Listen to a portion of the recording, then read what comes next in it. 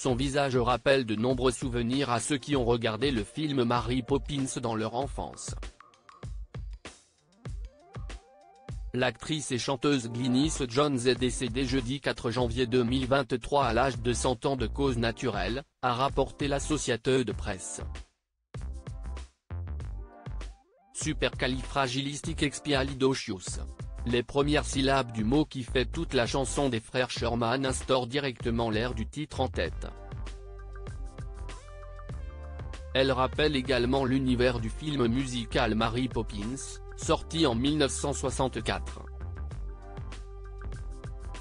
Comment oublier Madame Winifred Banks dans le long métrage qui mêle des prises de vue réelles et d'animation, la mère suffragette toujours de bonne humeur, interprétée par la comédienne Glynis Jones.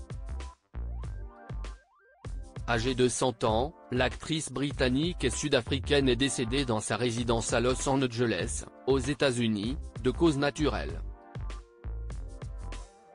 CST son manager qui a fait passer la triste information à l'Associated Press jeudi 4 janvier 2024. Au-delà de son rôle dans le classique de Disney Mary Poppins, la centenaire avait joué dans L'Épée et la Rose et avait été nommée légende de Disney en 1998.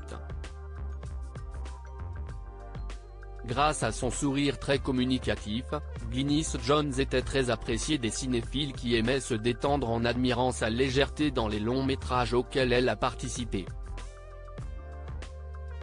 Une petite voix argentée inoubliable. Tout a commencé pour Glynis Jones à la fin des années 1940, alors qu'elle incarnait le premier rôle du film Miranda, dans lequel la sirène du même nom se fait harponner par le docteur Paul Martin qui pêchait sur la côte des Cornouailles, au sud-ouest de l'Angleterre. Si ses talents de comédienne étaient louables, sa voix était son plus grand atout.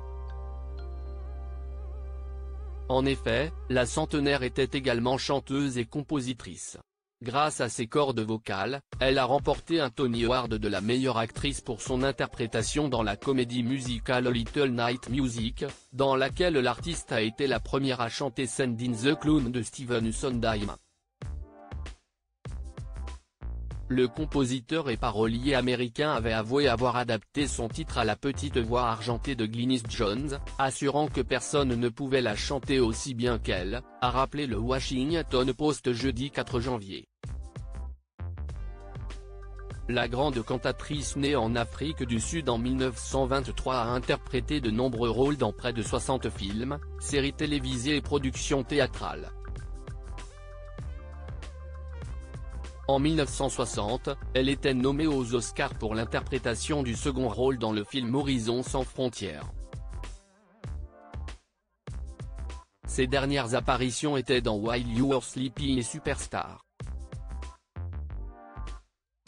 Les Américains perdent un pilier du cinéma avec la disparition de cette grande actrice, capable de pousser la chansonnette pour les plus grandes productions du 7e art.